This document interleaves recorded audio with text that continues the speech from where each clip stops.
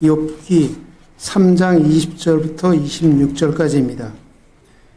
어찌하여 고난당하는 자에게 빛을 주셨으며 마음이 아픈 자에게 생명을 주셨는고, 이러한 자는 죽기를 바라도 오지 아니하니 땅을 파고 숨긴 보배를 찾음보다 죽음을 구하는 것을 더하다가 무덤을 찾아 얻으면 심히 기뻐하고 즐거워하나니, 하나님에게 둘러싸여 길이 아득한 사람에게 어찌하여 빛을 주셨는고, 나는 음식 앞에서도 탄식이 나며 내가 앓는 소리는 물이 쏟아지는 소리 같구나. 내가 두려워하는 그것이 내게 임하고 내가 무서워하는 그것이 내 몸에 미쳤구나. 나에게는 평온도 없고 안일도 없고 휴식도 없고 다만 불안만이 있구나. 지구가 심상치 않습니다. 아직 6월인데도 폭염, 열돔 현상이 나타났습니다. 벌써 그리스 아테네가 40도 폭염이 찾아왔고 대형 산불까지 번지고 있습니다. 시베리아도 38도라고 합니다. 평년보다 8, 9도가 높습니다. 미국 보스턴도 38.8도입니다. 역대 최고 기록입니다. 이게 남 이야기가 아닙니다. 우리나라에도 곧 닥칠 일입니다. 문제는 동식물 서식지가 사라지고 먹이 사슬이 끊어지는 것입니다. 20년 후에는 동식물의 3분의 1이 멸종한다고 합니다. 벌써 열대 산호초는 99%가 사라질 위험에 처했습니다. 빙하가 녹아서 해수면이 올라갔고 열대우림이 사막화되고 있습니다. 태풍은 초대형으로 발달해서 시간당 100mm 이상 쏟아져 내릴 거라고 하네요. 올 여름 태풍 올라오면 어떻게 될지 참 염려가 됩니다. 그 외에도 우리는 지진과 화산 폭발과 홍수와 대형 산불과 전쟁의 위험에 노출되어 있습니다. 하나님은 인간이 생존하기에 가장 쾌적하게 만들어 놓으셨습니다. 그런데 이 균형이 지금 깨지고 있습니다. 이게 조금만 틀어져도 동식물의 생존에 위험합니다. 대자연의 붕괴는 인간이 손쓸 수가 없습니다. 아직은 버티고 있지만 아슬아슬한 외줄타기 같습니다. 우리 인생도 외줄타기입니다. 인체의 무수한 기관들이 정교하게 조직되어 있습니다. 제가 챗GPT한테 인체의 기관이 모두 몇 개나 되냐 물어봤더니 78개라고 하네요. 그 중에 하나라도 고장이 나면 몸이 불편하고 탈이 납니다. 오염된 걸 먹거나 또 호르몬 균형이 깨져도 탈이 나죠. 또 곳곳에 사고의 위험이 도사리고 있습니다. 만약에 소중하게 여겼던 재산을 하루아침에 잃는다면 어떻게 하나요? 목숨같이 아꼈던 자식이 하루아침에 죽게 된다면 어떻게 하나요? 건강했는데 갑자기 불치병에 걸리게 된다면 어찌하나요? 사랑했던 아내가 갑자기 악처로 변한다면 그때는 또 어찌하나요? 이런 처지의 친구들에게 위로는커녕 비난을 받게 된다면 어떻게 하나요? 일평생 굳게 믿었던 하나님마저 정작 이럴 때 아무런 도움이 되지 않는다면 그때는 어찌하나요? 본문의 주인공 욥에게 이런 일들이 그대로 일어났습니다.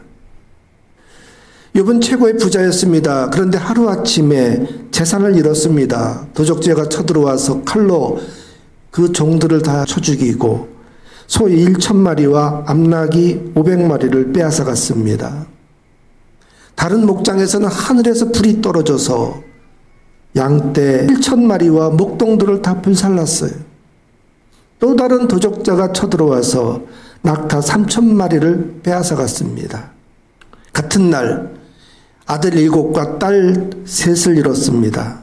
장남집에 모여서 잔치를 하고 있었습니다. 그런데 갑자기 광풍이 불어서 그 집이 무너졌어요. 자식들이 그 집에 깔려서 모두 죽고 말았습니다. 욥은 부자로 살았어도 외줄타기 인생이었어요. 25절을 보세요. 욥은 평안한 중에도 두려워하고 무서워한 것들을 고백합니다. 내가 두려워하는 그것이 내게 임하고 내가 무서워하는 그것이 내 몸에 미쳤구나. 그러지 않아도 늘 염려하고 있었다는 거예요. 이 세 가지, 재산, 자식, 건강. 부자면서도 이거 하루아침에 망하면 어떡하지?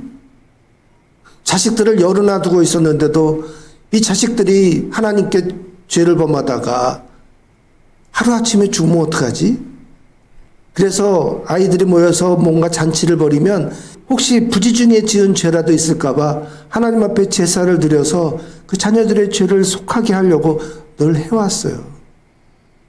건강했는데 이러다가 어느 날 불치병에 걸려서 죽게 되면 어떡하지?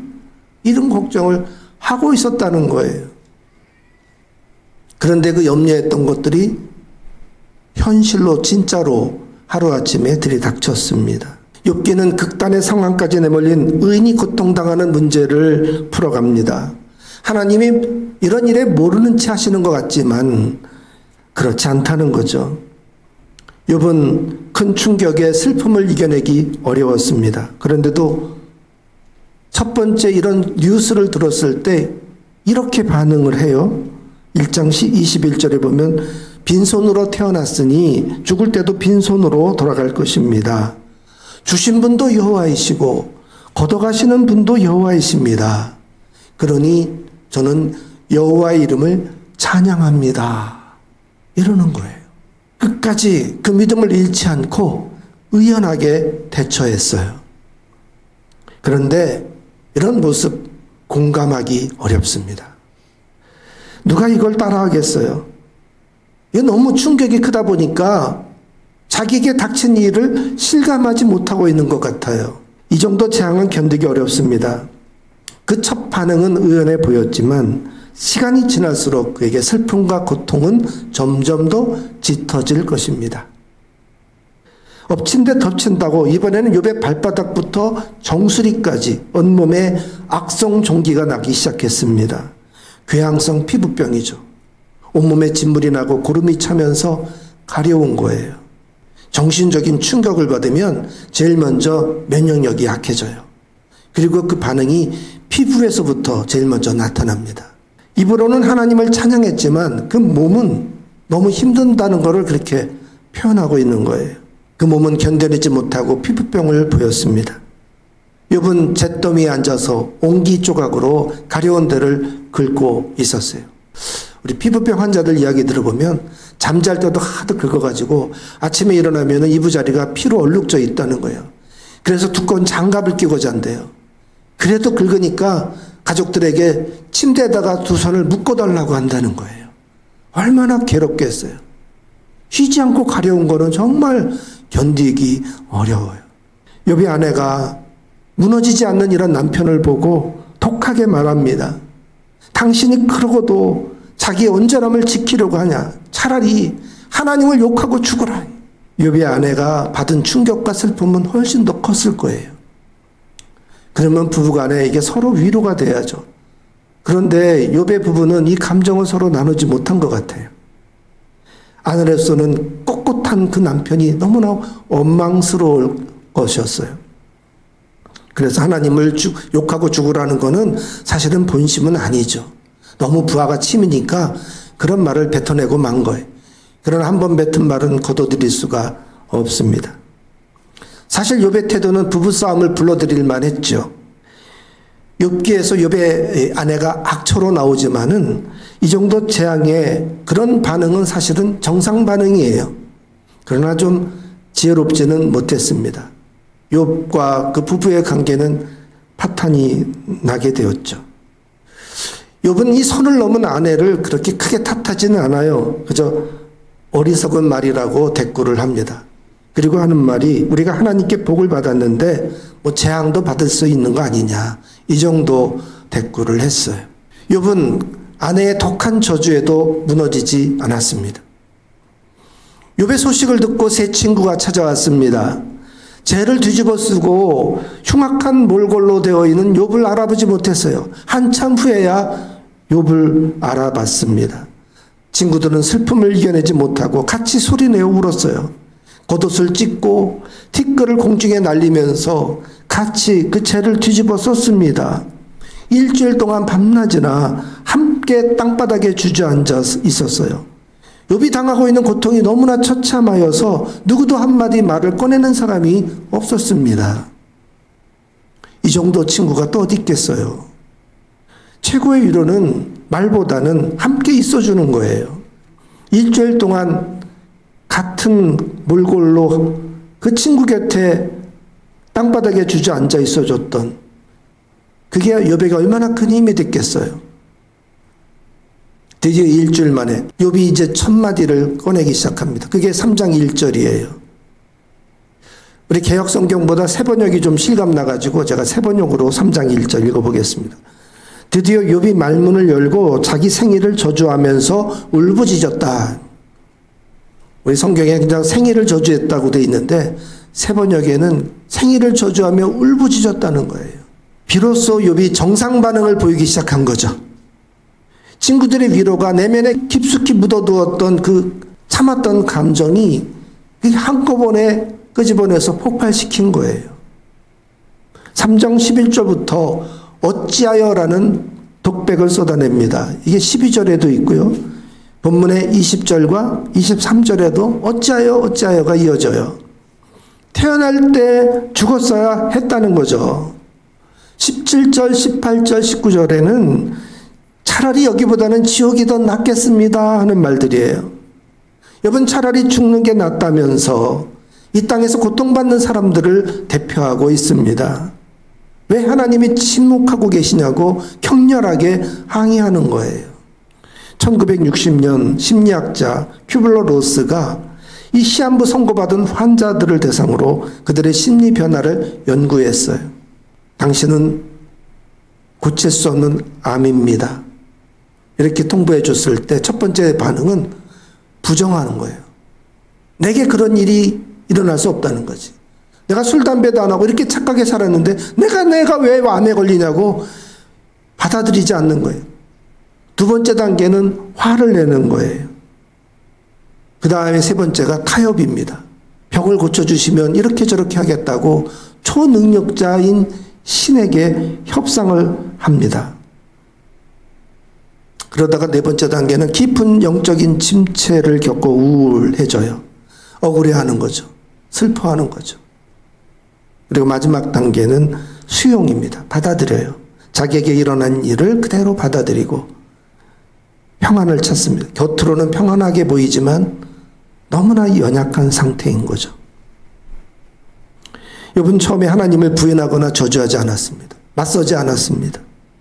신앙으로 견디는 것 같았어요. 그러다가 생각할수록 억울함이 치밀어 올라왔습니다. 하나님이 계신다면 이럴 수는 없는 거죠. 욥의 입이 터지니까 자기도 주체할 수 없는 말들이 쏟아져 나왔습니다. 욥기 3장부터 20장까지 이게 욥이 떠드는 말들이에요. 얼마나 방대한 양입니까? 입이 터지니까 막 쏟아내는 거죠.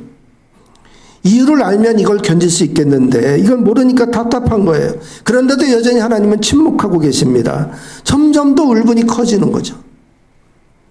욥기 1장과 2장에 보면 하나님이 회의하고 계시는 장면이 나와요. 사탄이 욥의 신앙을 시험해 보자고 합니다. 하나님은 욥을 신뢰하셨어요.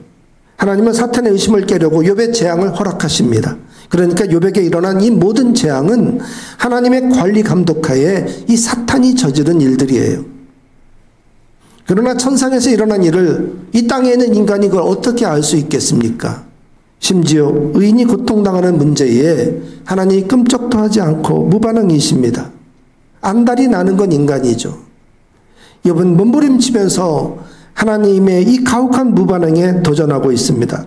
심지어 하나님을 법정에 세워서라도 캐물어 보고 싶은 거예요. 그런데 인간의 한계로 어찌할 수 있겠습니까? 그래도 하나님은 나타나지 않으셨어요. 욥이 결국 하나님 만나기를 포기합니다. 19장 26절에 결국 죽어서야 하나님을 볼 거라고 해요. 그리고 23장 3절에서 어찌하면 하나님을 발견할 수 있냐고 묻고 있습니다. 별 방법을 다 해봐도 하나님은 내게 나타나고 계시지 않는 거죠. 다행히 그래도 욥은 그렇게 바라던 하나님을 만납니다. 그 음성을 듣습니다. 욥은 하나님을 만나고 속 시원히 그 문제들을 다 해결받고 회복해요. 하지만 끝끝내 하나님 못 만나는 사람들이 훨씬 더 많습니다.